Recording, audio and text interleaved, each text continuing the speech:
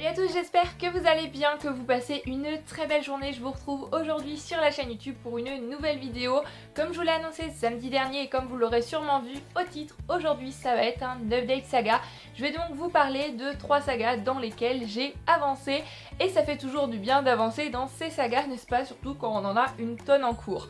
On va commencer avec un petit peu d'action, un petit peu d'aventure, des livres à retrouver, une mission primordiale avec le deuxième tome des Autodafeurs de Marine Carteron paru aux éditions Rouergue dans leur collection dos à dos.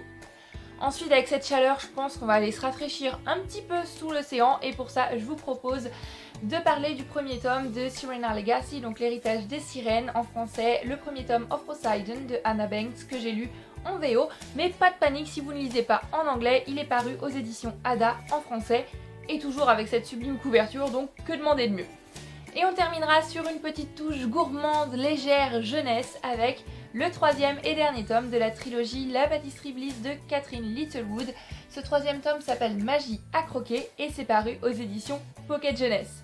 Ça me semble être un programme assez sympa, donc on y va tout de suite, c'est parti. On commence donc avec le deuxième tome des Autodafeurs de Marine Carteron qui s'appelle Ma sœur est une artiste de guerre, paru aux éditions Rouergue dans leur collection dos à dos. Le premier tome des Autodafeurs, je l'ai lu il y a à peu près un an. Et ouais, quand on n'avance pas dans ces sagas, ça donne quelque chose comme ça. Mais j'avais adoré. Alors après la question est pourquoi est-ce que je n'ai pas continué tout de suite, je ne sais absolument pas. Et j'ai adoré tout autant ce deuxième tome que le premier. Pour vous résumer, ça va être un petit peu compliqué parce que c'est une histoire assez complexe et j'ai vraiment peur de vous spoiler, donc je vais faire du mieux que je peux. Dans le premier tome, on découvre les personnages d'Augustus et Césarine. C'est ceux qui sont donc sur la couverture. Augustus est un jeune adolescent qui a ses problèmes d'adolescent, c'est-à-dire sa coiffure, les filles, sa réputation. Sa réputation, c'est un petit peu compliqué parce que sa mère est prof d'histoire dans le lycée où il est, donc ça craint un petit peu pour lui, on va dire. Sa sœur Césarine est plus jeune, elle doit avoir 8-9 ans il me semble, quelque chose comme ça. Elle est autiste, atteinte du syndrome Asperger, c'est-à-dire qu'elle est très intelligente en fait, elle a beaucoup de manie, si je puis dire. Par exemple, elle commence un livre, elle ne lit pas les 23 premières pages parce que pour elle ce n'est tout simplement pas possible. Elle ne comprend pas le langage imagé, donc ça c'est un trait propre à l'autisme apparemment. Voilà, je ne m'y connais pas trop dans le domaine. Donc elle a une grande logique. Voilà, c'est la vie d'Augustus et Césarine ainsi que leur mère. Leur vie va basculer le jour où leur père va décéder dans un accident de voiture, peut-être pas si accidentel que ça, comme ils vont vite le découvrir. Son père ferait partie d'une sorte de société secrète censée protéger des livres contre les Autodafeurs, qui est une autre société secrète. Qu'est-ce que c'est que ça? Eh bien, Augustus et Césarine vont se retrouver plongés dans ce monde et se rendre compte qu'ils ont un rôle important à jouer dans cette société, important à jouer pour le monde entier. Et ça fait un petit peu peur de le découvrir comme ça, je pense. C'est une saga juste génialissime. En tous les cas, les 2 premiers tomes sont géniaux. J'ai adoré ce deuxième tome parce que j'ai adoré retrouver les personnages d'Augustus et Césarine qui sont terriblement attachants. Et la plume de l'auteur qui est addictive, c'est plein de rebondissements. Elle a un humour incroyable. Il y a des moments où je riais aux éclats toute seule. On a aussi beaucoup d'émotions, tout en sachant que le premier tome se terminait sur un gros tas d'émotions. C'est tout simplement génial. En plus, ce que j'aime beaucoup, c'est que l'auteur fait beaucoup de références, que ce soit des références littéraires, puisque bien évidemment, on va beaucoup parler livres, étant donné que c'est le sujet principal de la saga, c'est ce pourquoi Augustus, Césarine et toute la communauté secrète se battent.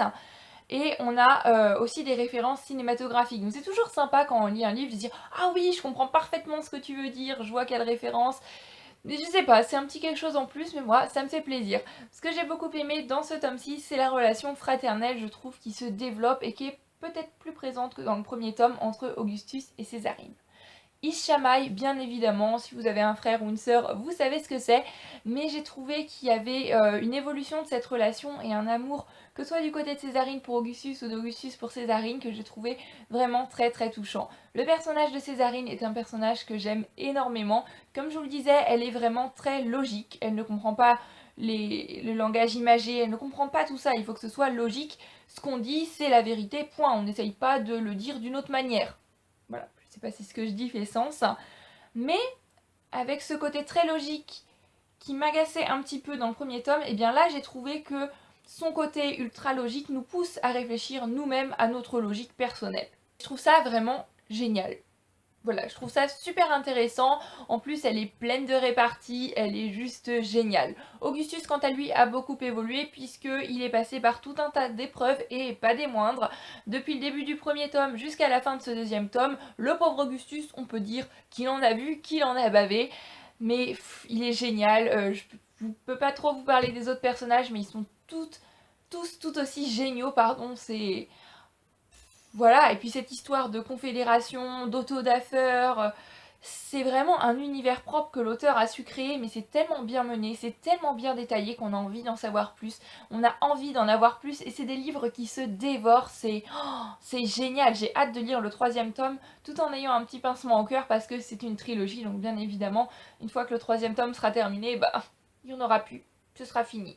Ce deuxième tome, je trouve, nous fait aussi réfléchir, amène aussi un petit sujet qui est que les adultes, plus principalement nos parents, ont aussi été des enfants et ont aussi été des adolescents.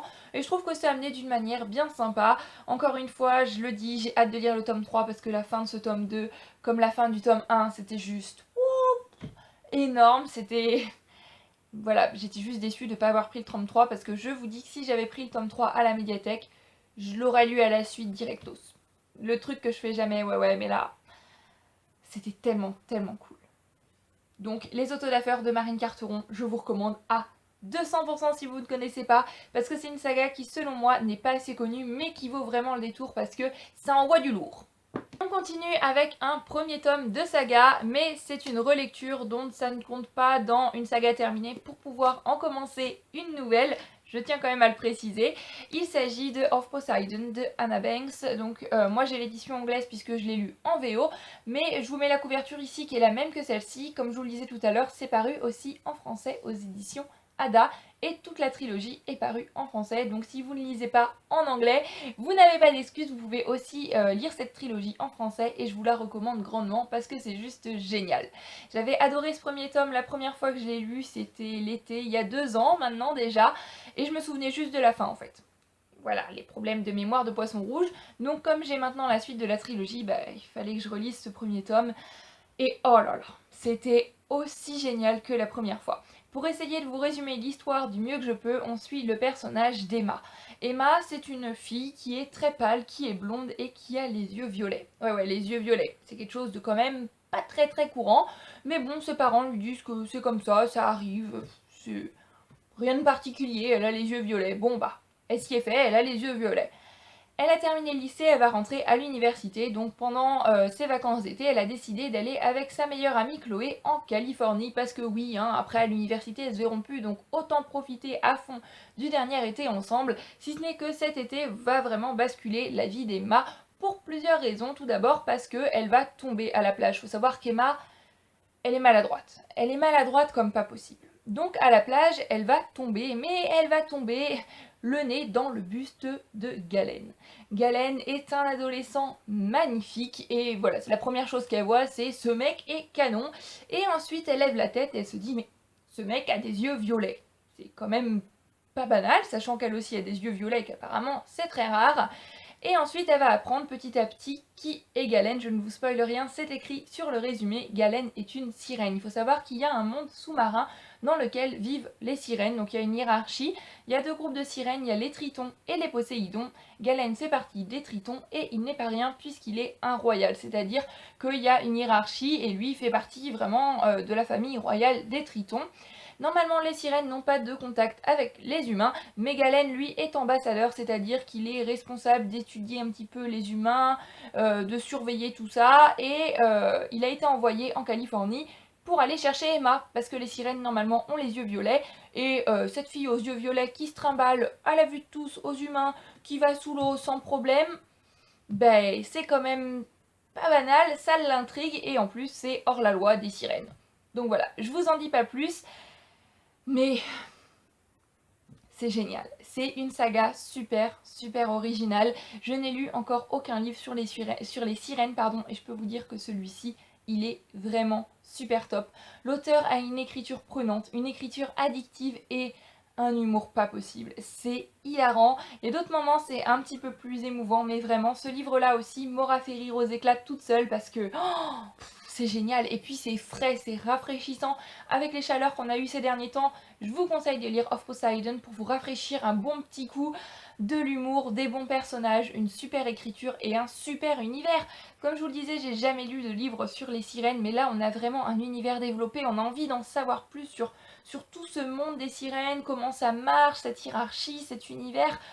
Ça fait rêver, c'est juste génialissime et j'ai envie de croire moi aussi qu'il y a un monde sous-marin comme ça avec des sirènes.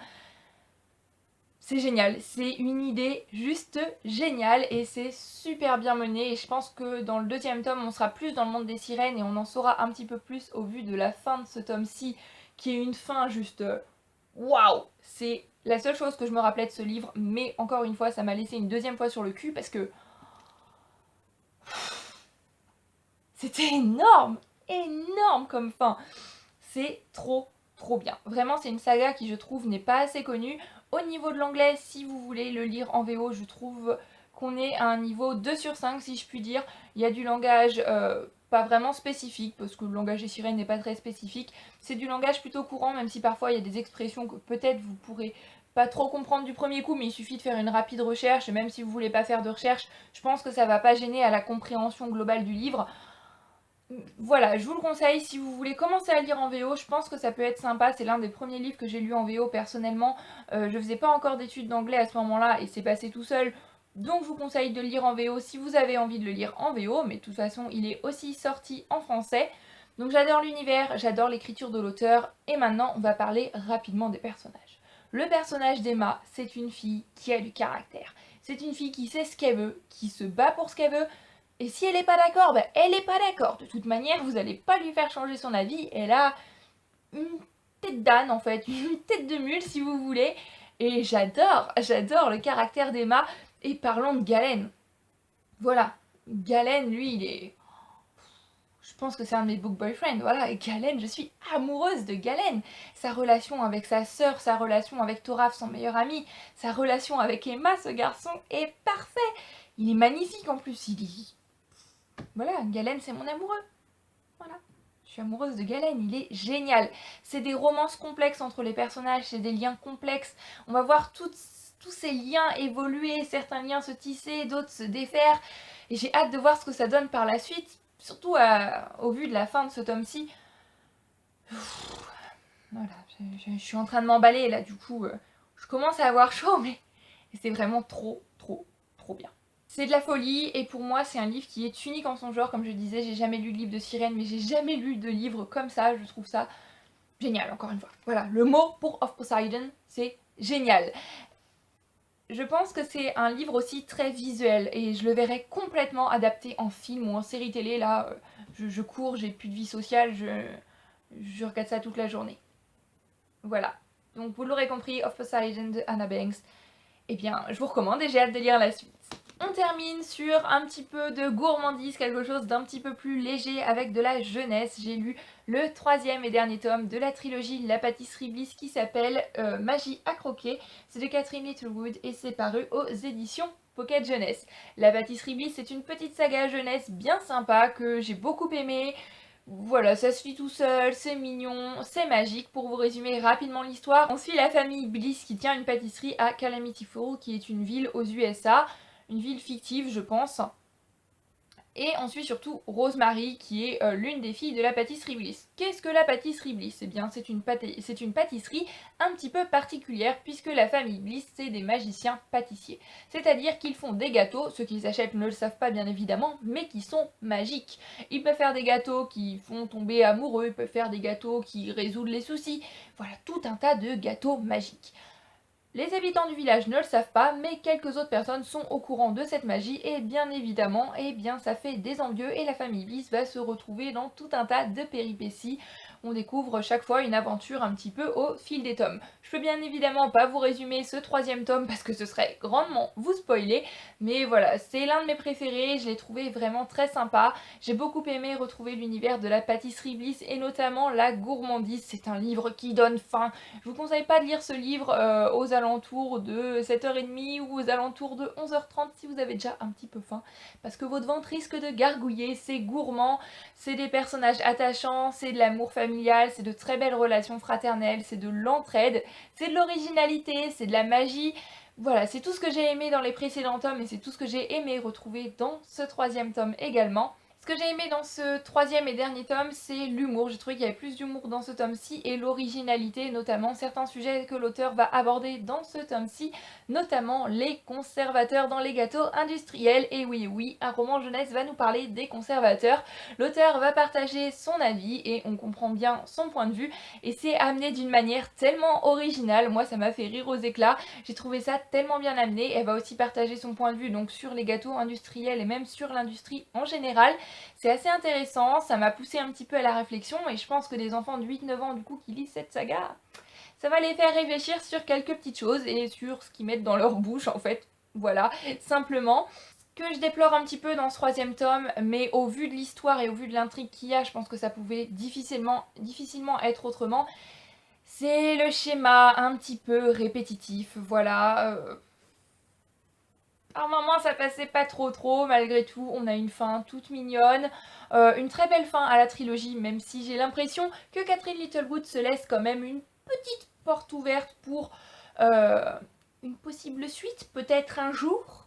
Pour l'instant apparemment c'est une trilogie qui est terminée. Moi j'ai vraiment beaucoup apprécié, j'ai passé un très bon moment, j'ai trouvé qu'il y avait de très beaux liens familiaux, c'est gourmand, c'est original. Voilà, ça se lit tout seul malgré tout, je pense que c'est pas la saga qui va rester des années et des années dans ma mémoire. Après, la faire lire à de jeunes enfants, je pense que ça pourrait complètement leur plaire, notamment s'ils sont très gourmands. Même à des adultes, voilà, c'est un bon moment, c'est le genre de saga que j'aime beaucoup lire en période de Noël. Mais voilà, c'est pas le truc du siècle, je suis contente de l'avoir terminé, parce que maintenant, une saga terminée me donne le droit d'en commencer une nouvelle, et j'ai déjà une petite idée de ce que je vais commencer. Voilà, c'est la pâtisserie Bliss, bien sympa, une saga terminée, et le 3e tome, selon moi, était le meilleur des tomes avec le premier. Disons que même le 2e était sympa en fait, mais le 3e et le 1er tome restent quand même mes préférés. Donc la pâtisserie Bliss, petite saga jeunesse que je vous recommande. Donc voilà, j'en ai terminé pour cette update saga, j'espère qu'il vous aura plu comme d'habitude. En attendant la prochaine vidéo, je vous fais à tous plein de bisous. Je vous souhaite une très belle nuit, journée, soirée, quel que soit le moment auquel vous regardez cette vidéo. Bien évidemment, de très belles lectures. Et ben moi je vous dis à samedi pour la prochaine vidéo sur la chaîne. Et samedi, on va parler album pour enfants, parce que comme je dis toujours, on n'est jamais trop grande pour lire des albums. Si on a envie de lire des albums, eh bien on peut les lire, même si on a 20 ans, même si on a 60 ans, 70 ans, aussi bien que si on a 2 ou 3 ans, parce qu'on voit ça d'un point de vue différent et parfois on tombe sur de véritables petites perles. Donc j'ai hâte de vous parler de tout ça, mais ça c'est au programme de samedi. Donc en attendant samedi, eh bien je vous dis à très bientôt, passez de belles lectures. Bye bye!